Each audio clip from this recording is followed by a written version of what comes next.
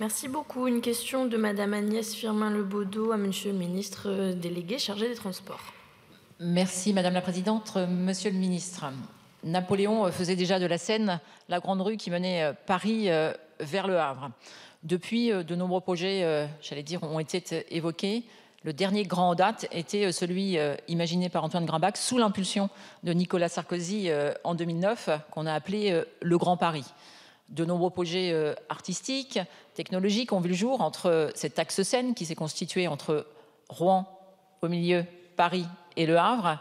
Reste le projet d'infrastructure qui ferait que Paris serait enfin ouverte sur la mer. C'est le projet de LNPN, ligne nouvelle Paris-Normandie, qui s'est aussi appelée ligne à grande vitesse. Mais ce projet a été abandonné il y a maintenant quelques années. Depuis 2009, beaucoup d'investissements, notamment en termes d'études, ont été réalisés par les collectivités territoriales, plus de 100 millions d'euros. À ce jour, rien pour l'instant n'avance sur la LNPN en termes d'infrastructure. Il est urgent, Monsieur le Ministre, que les soubresauts émis par les uns et les autres puissent s'arrêter et qu'enfin ce projet de ligne nouvelle Paris-Normandie puisse être, j'allais dire, ancré dans le marbre et avancer. C'est un projet à multiples enjeux.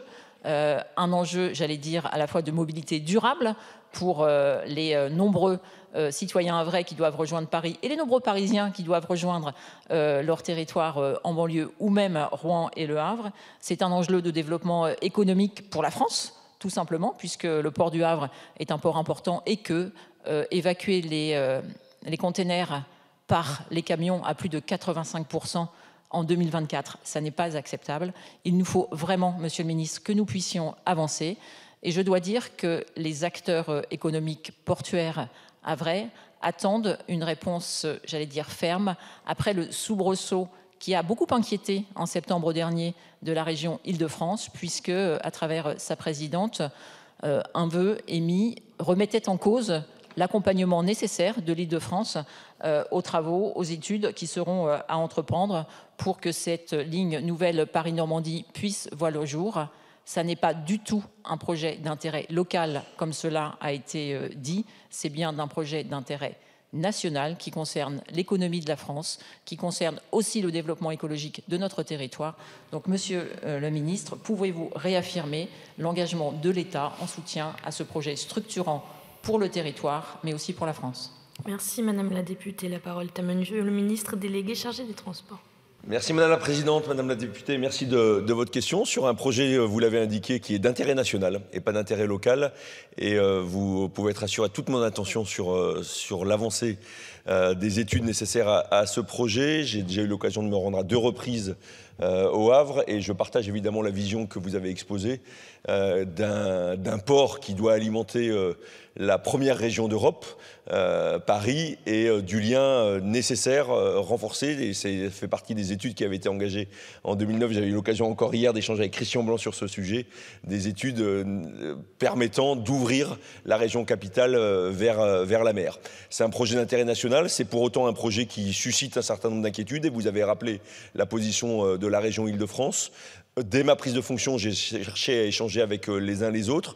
J'ai souhaité désigner un nouveau préfet en charge de la vallée de la Seine pour essayer de rapprocher les positions. Et quand je dis rapprocher les positions, c'est de faire en sorte que chaque territoire, c'est évident pour les Normands, ça l'est moins pour les Franciliens, chaque territoire voit l'intérêt de cette infrastructure et que nous puissions voir aussi les aménagements qui peuvent être apportés pour réduire les nuisances qui existent déjà, puisque vous l'avez indiqué, 85% des déplacements se font aujourd'hui par la route et donc sont particulièrement préjudiciables pour l'ensemble des riverains de l'axe entre la Normandie et Paris. Au-delà de la désignation de ce préfet, je pouvais vous assurer de la volonté d'avancer sur les études, notamment sur les étoiles ferroviaires. Il y a l'étoile ferroviaire de Rouen, les étoiles ferroviaires également de Saint-Lazare, qui sont 2 points durs qu'il faut traiter. Et je crois que sur ces 2 points-là, il peut y avoir des consensus qui nous permettront d'avancer et de préfigurer ce que pourra être une future ligne Paris-Normandie. Je vous remercie. Merci Monsieur le ministre. Madame la députée. Merci Madame la Présidente. Le député Joël Bruno, qui se trouve pas très loin de moi, a applaudi des 2 mains, puisque ce projet aussi concerne la Normandie dans son entièreté. La ministre qui est à votre côté ne pourra, je le crois aussi, qu'acquiescer aux propos que vous venez de tenir. Mais monsieur le ministre, je crois qu'il est vraiment maintenant urgent d'avancer. Nous y sommes depuis 2009, nous sommes en 2024. Les industriels attendent ce projet, mais pas que. L'Île-de-France est concernée parce que vous avez parlé de l'étoile de Saint-Lazare. Ça concerne aussi, j'allais dire, le transport au quotidien de tous nos concitoyens, qu'ils soient parisiens ou qu'ils soient normands. Les liaisons entre Le Havre et la Normandie, pour, j'allais dire, tous les jours, doivent se faire dans de meilleures conditions de régularité.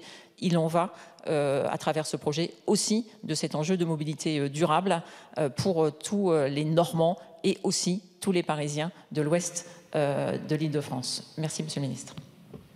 Merci, Madame la députée. Une question de Madame Élise Le Boucher.